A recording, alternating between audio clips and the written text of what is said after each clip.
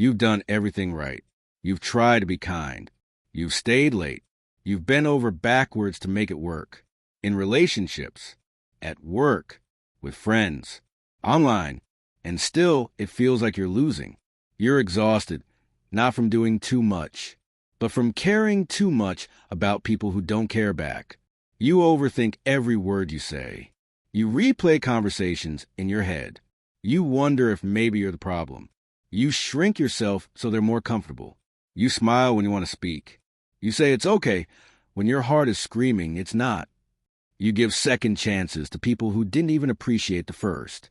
You explain yourself to people who already decided not to understand you. You keep trying to belong in rooms where your presence is barely noticed. Why? Because deep down, we all want the same things. To be seen, to be respected, to be loved without performance.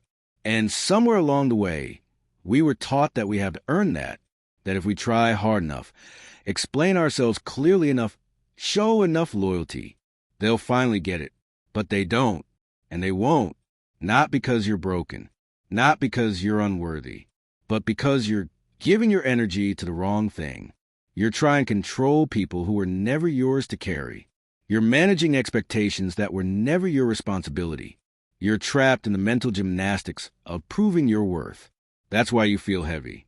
That's why you feel stuck. That's why you feel like you're fading slowly. But what if I told you the problem isn't you? The problem is what you've been taught to hold on to. The fear of being misunderstood. The fear of being alone. The fear of being judged. And what if the answer was another apology, another explanation, another compromise? What if the answer was 2 words? 2 words that break chains. 2 words that give your life back. 2 words that will rewrite the way you walk into every room from this day forward. Let them doubt you. Let them talk. Let them leave. Let them misunderstand. Because freedom doesn't come when people accept you. It comes when you stop needing them to. Part 2, the lie we've been told. We've been fed a lie, and we believed it. We believed we had to hustle for worthiness, that we had to bend so far we forgot our own shape, that the more people liked us, the more we mattered. We believed that being agreeable meant being good, that being silent meant being wise, that saying yes meant we were strong enough to carry it all. But none of that gave us peace. It gave us burnout. It gave us resentment. It gave us an identity based on how well we served everyone else's comfort. We became experts at people-pleasing, but strangers to ourselves. You were taught to say, I'm sorry for speaking up. I'm sorry for needing space. I'm sorry for choosing myself. You were told, you're too much. You're too sensitive. You should smile more. And for too long, you believed that maybe they were right, that your discomfort was your fault, that your pain was your weakness. But what if it was your signal? What if it was your inner voice whispering? You were never meant to carry all of this. The lie is that your peace depends on their approval. The truth? Your peace begins the moment you stop trying to control things that were never yours. And that moment begins with 2 words. Let them not understand you. Let them roll their eyes. Let them walk away. Let them question your worth. Because you know who you are now, and you're done explaining. Part 3, the shift. 2 words that change everything. Let them. 2 words. 8 letters. 1 revolution. When you say them with intention, everything changes. Not because the world becomes easier, but because you become lighter. Let them think what they want. Let them leave when they want. Let them show you who they are, and believe them the first time. It's not passivity. It's not weakness. It's powerful release. It's a mature awareness that not everything requires your reaction. You don't have to argue anymore. You don't have to prove your intentions. You don't have to convince anyone to stay. Because when you say, let them, what you're really saying is, I'm no longer abandoning myself to hold someone else together. You're saying, I refuse to be emotionally hijacked by people who haven't earned access to my peace. And you're declaring, this is the boundary between what I can control and what I can finally let go of. Let them be uncomfortable when you say no. Let them misunderstand your silence. Let them mislabel your confidence as arrogance. Your job is not to soften who you are so others can feel secure. Your job is to be so deeply rooted in your truth that even when the wind of criticism blows through you, you do not bend. Let them call you selfish. Let them say you've changed. Let them be confused by your peace. Because the old you would have apologized for growing. The old you would have explained every decision. The old you would have begged for understanding. But the new you is done. Done watering dead plants. Done editing your brilliance. Done living in rooms where your soul doesn't breathe. Let them walk out. Let them disapprove. Let them go. You're not trying to fit in anymore. You're trying to expand. And anything or anyone that doesn't make space for that growth, doesn't deserve front row access to your transformation. Let them watch from the distance. Let them whisper. Let them guess what you're building. Because you are building something sacred. Peace, purpose, power. And you're not doing it for applause. You're doing it for alignment. Let them underestimate you. Let them think you're falling. Let them be surprised when they realize you were rising the entire time. You don't owe them updates. You owe yourself peace. So every time they doubt you, let them. Every time they distance themselves, let them. Every time they tell you who they are, listen and let them, because the person you're becoming, they don't need the noise. They need your full presence. Let them. Let go. Live free. There comes a point in every life where the pain of holding on becomes louder than the fear of letting go. You start to see it in your relationships, in your job, in the choices you keep repeating. That moment is where this theory moves from a concept into a way of being. It's where let them stop sounding like just a phrase and start saving your peace, your time, and your life. Let's be honest. It's easy to understand the let them theory in theory. It's not hard to nod your head while reading about boundaries and emotional responsibility. But applying it, living it, that's the real work. That's where you unlearn years of people-pleasing, over-explaining, rescuing, proving, and performing. This part of the book is about that work. And it starts with a simple, unsettling question. Are you willing to let them? Let them leave. Let them assume. Let them talk. Let them misunderstand. Let them distance themselves. Let them underestimate you. Let them go. You don't need to chase. You don't need to explain. You don't need to manage every narrative about who you are or what you feel. You just need to learn to let them. Let's walk through how that looks everywhere life meets you. 1. Relationships. Let them be who they are. Let's start with where it hurts the most. Relationships. Romantic, platonic, family. These are the arenas where we grasp the tightest, where we often sacrifice our own peace just to keep a false sense of closeness. And here's the truth. Many of us grew up thinking love means holding on, fixing, chasing, making people stay. We believe that if someone pulls away, it must be because we failed. But what if pulling away is exactly what they need? What if your job is not to hold tighter, but to release? Let them drift. Let them have space. Let them talk to others. Let them make the decisions that reveal where their heart is. If someone ghosts you, let them. If a friend stops calling, let them. If your partner starts criticizing more than connecting, let them. And here's the key part. You stop responding to that behavior like it's your job to correct it, because it's not. Your job is not to perform your worth into someone else's comfort zone.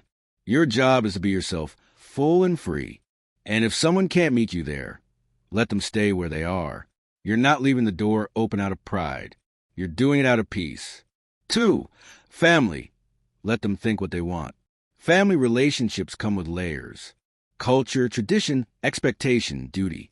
Sometimes we're so wrapped in those layers that we can't breathe. We fear disappointing our parents. We dread judgment from siblings. We carry guilt for not showing up the way they want us to. But hear this. You can love your family deeply and still say no. You can honor where you came from without living inside that mold forever. You can break generational patterns with compassion, not rebellion. If your father believes you're ungrateful because you set a boundary, let him. If your mother thinks you're selfish because you don't live her way, let her. If your cousins call you distant for focusing on your healing, let them. Let them think what they think. You don't have to make them understand. Because peace doesn't require consensus. It requires clarity. 3. Friendship. Let them fade. Let's talk about friendships. The kind you've had for years, maybe decades. The kind where you laugh at old jokes, even when the friendship has gone cold underneath. Sometimes, the people who once felt like home start feeling like a history lesson. And that's hard to admit. You keep reaching out. They stop responding. You see their stories on social media, but they don't reply to your messages. You tell yourself they're just busy. You try harder. You try again. But here's the thing. You can't carry a connection alone. And you shouldn't have to. Let them fade. Not because you stop caring, but because you start accepting that people change, that your paths might only intersect for a season, that their silence may be their truth, even if it's not what you wanted. Let them grow in their direction. And you grow in yours. Letting go of stale friendship doesn't mean you have a grudge. It means you've outgrown the silence. For work and career, let them misjudge you. Here's something you'll face over and over. Being misunderstood at work, being overlooked, being labeled too much, too quiet, too ambitious, or too soft. Let them. You don't need to match their expectations. You don't need to shrink to fit their comfort zones. Let them misread your silence as weakness. Let them doubt your decisions. Let them underestimate your worth. Because while they're busy watching your surface, you're deep in your process, building, growing, preparing. Sometimes, the best revenge is no revenge, just results. Let them laugh now. You'll be too far ahead for them to catch up later. 5. Parenting. Let them learn their way. This one is deeply emotional, especially when you're a parent who wants to protect, guide, and nurture your children. But growth doesn't come from control. It comes from trust. Let your child make mistakes. Let them take risks. Let them fail in small ways now, so they learn how to rise before life hits them harder. You're not raising a reflection of yourself. You're raising a human with their own path. If they lash out, let them express. If they pull away, let them explore. If they question everything, let them think freely. It's not a rejection of your parenting. It's a necessary journey. And when you stop hovering, they start becoming. 6. Social media and public perception. Let them judge. You'll never control what people say about you, especially online. People will twist your words, misinterpret your intentions, mock your growth, question your worth. Let them, because their judgment says more about them than it ever will about you. Keep posting what matters. Keep creating what you believe in. Keep showing up without the need to be approved. Let them unfollow. Let them gossip.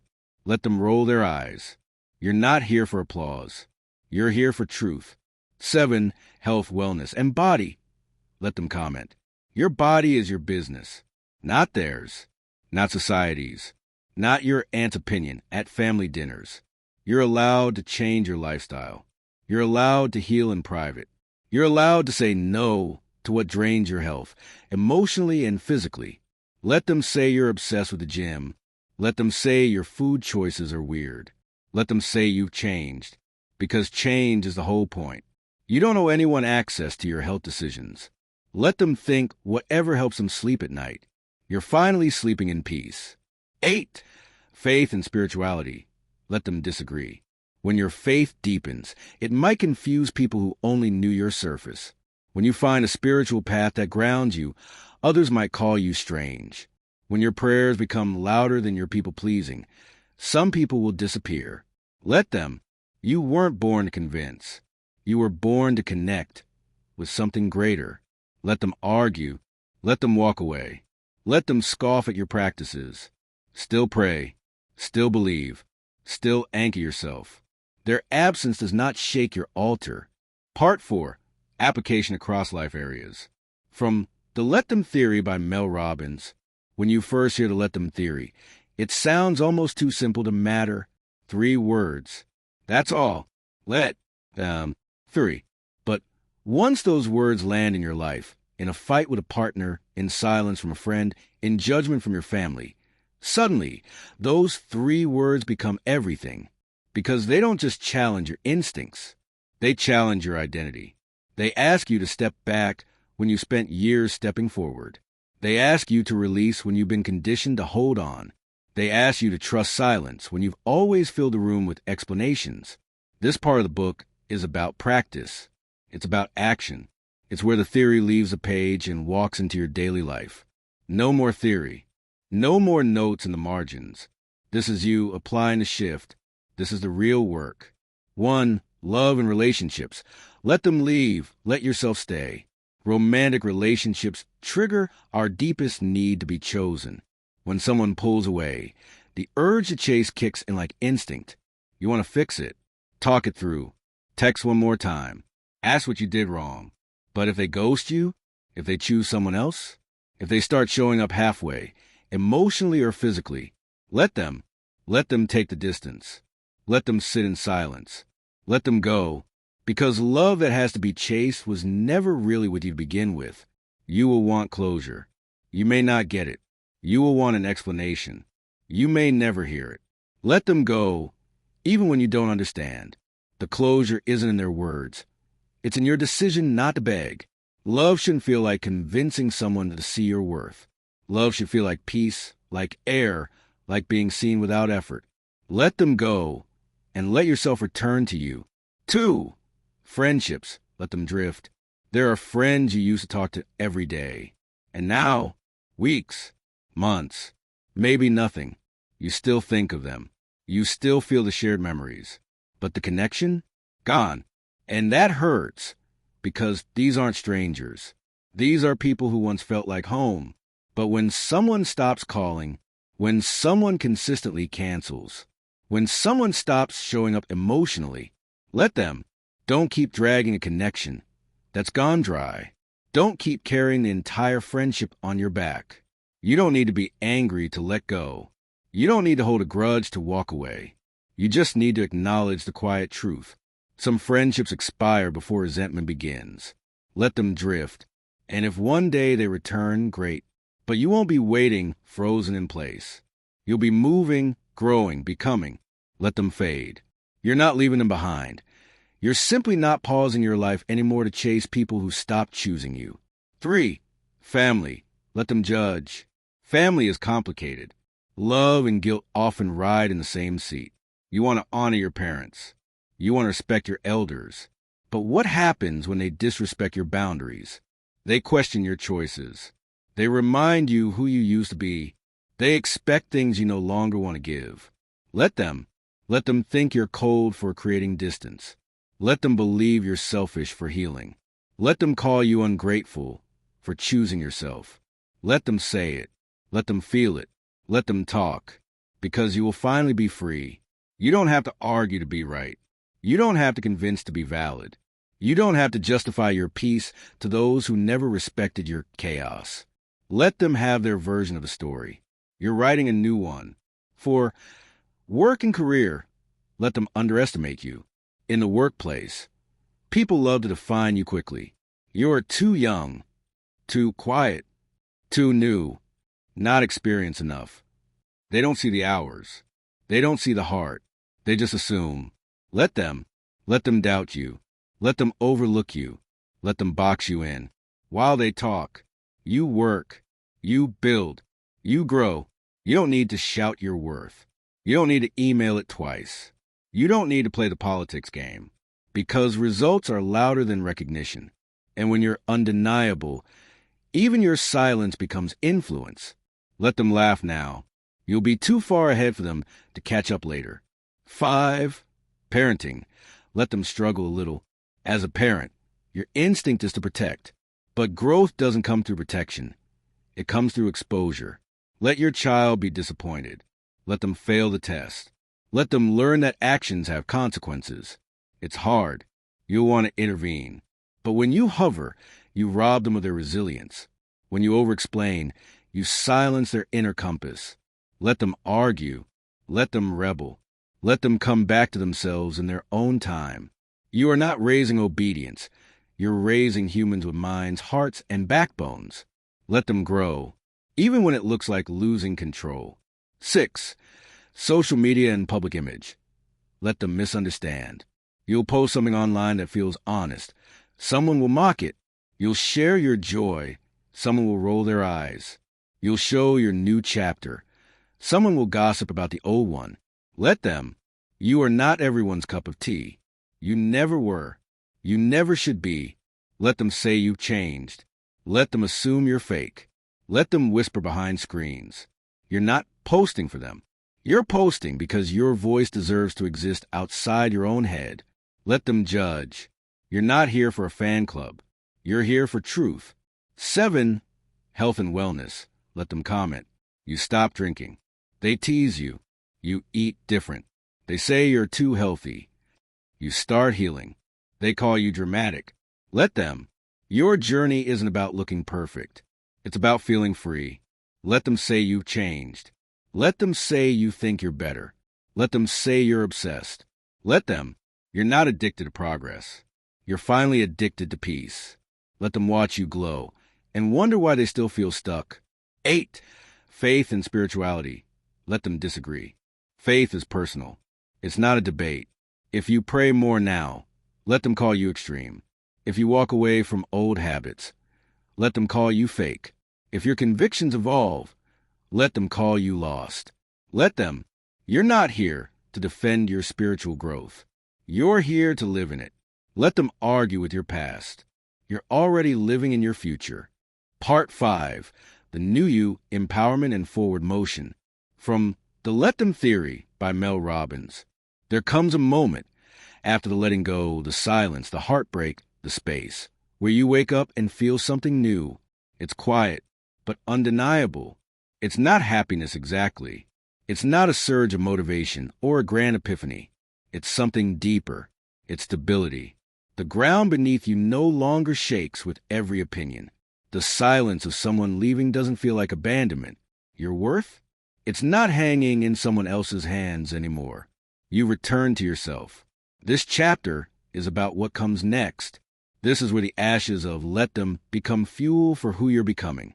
Because once you stop gripping, chasing, explaining, and rescuing, you realize something. You have so much energy now. Energy to build, energy to dream, energy to stop living as a reaction and start living on purpose. 1. When you stop managing others, you start leading yourself. Before, you spent your hours managing perception, trying to avoid being misunderstood. You edited yourself in conversations, filtered your truth, watered down your presence. But now, you've stopped apologizing for your boundaries. You've stopped overthinking every word. You've stopped fearing rejection because you understand it doesn't define you. Now, leadership becomes your default, not because you're louder, not because you're bolder, but because you become clearer.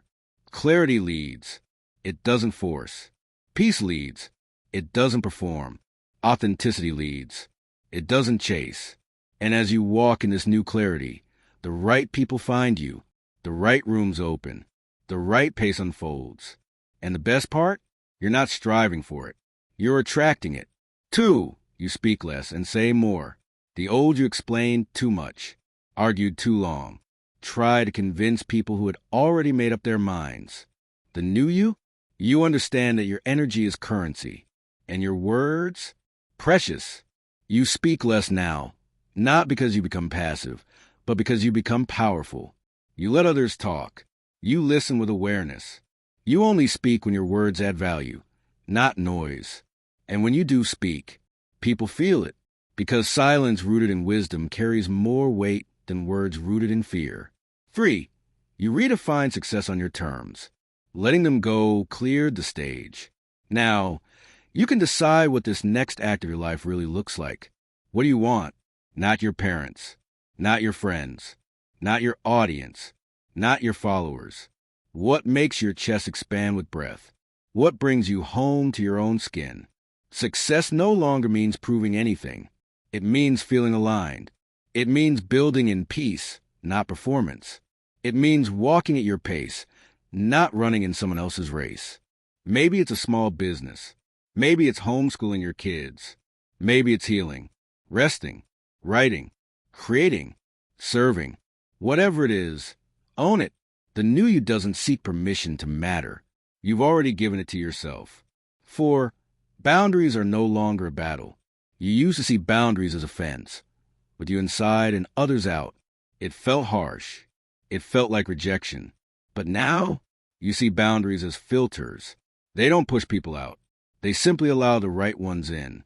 You say no with grace now. You don't apologize for needing rest. You don't overbook yourself to prove your value. You don't stretch beyond your limits to look generous. Your yes means more because it's no longer leaking into every corner of your life. Boundaries aren't rejection. They're alignment. They're what happens when you love yourself enough to protect your peace. 5. You reclaim time, space, and energy. One of the most radical outcomes of the let them theory is this. You get your life back. You have time now. You have space now. You have energy now. Before, you spend your mornings replaying arguments. Your nights writing texts you'd never send.